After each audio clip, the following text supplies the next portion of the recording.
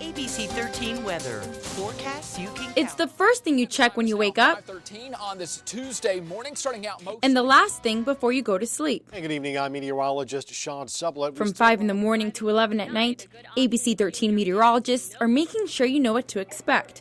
But there's a lot more that goes on behind the cameras. Colder weather moves in tonight and into tomorrow. Meet Chief Meteorologist Sean Sublett, GMV meteorologist Matt Ferguson, Trying to look good. and weekend meteorologist Lindsay Topassis. Penn State. Woo!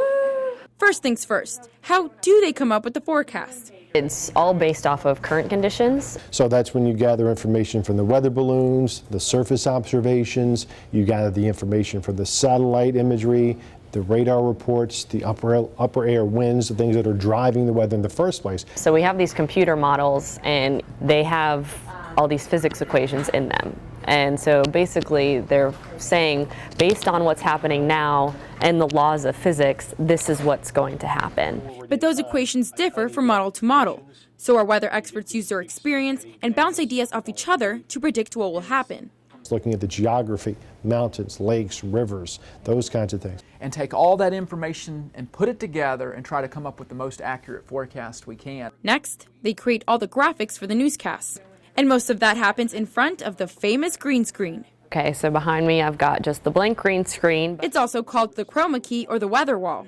Best chance to pick up a dusting of snow. A computer projects weather maps and graphics onto the backdrop or anything that's green. That's why we can't wear anything green. I can't wear a green tie because the weather map would be on top of me. But you have 3 good points of reference. 2 TVs on either side, and then we have 1 TV in the front. So no matter if we're looking to the front straight out or when we turn from side to side, We can point to the temperature map or the radar, the storms rolling through. I'm looking right into there because the camera's behind that mirror.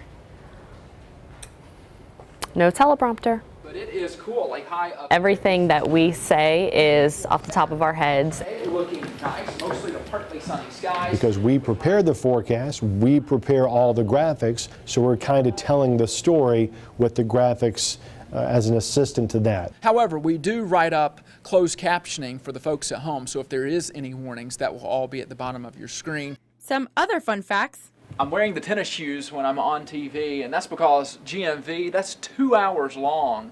And if you're standing at the chroma key for 2 hours, your feet start hurting, especially in dress shoes, so I like to be comfortable. All of us do our own makeup, including me.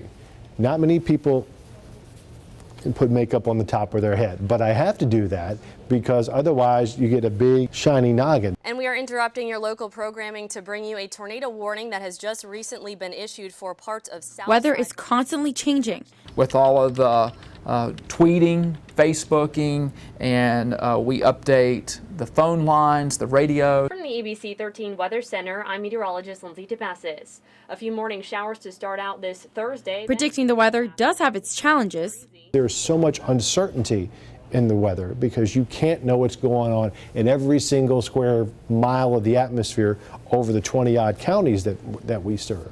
It's very hard to convey to the public a lot of time what we're seeing and what we're thinking in a way that they'll understand and not get mad at us for either being wrong or raising the alarm too much or that sort of thing. But you won't hear any of them complain. This is where their passion lies. You do this because you like weather, you like the change of the weather, you like to follow the weather. You want to figure out the puzzle. Before a big snowstorm or severe weather or something, we all geek out and get all excited, so it's fun. It is so rewarding to know that I'm letting everyone at home know what to expect for the day, so it kind of helps them out to plan their day.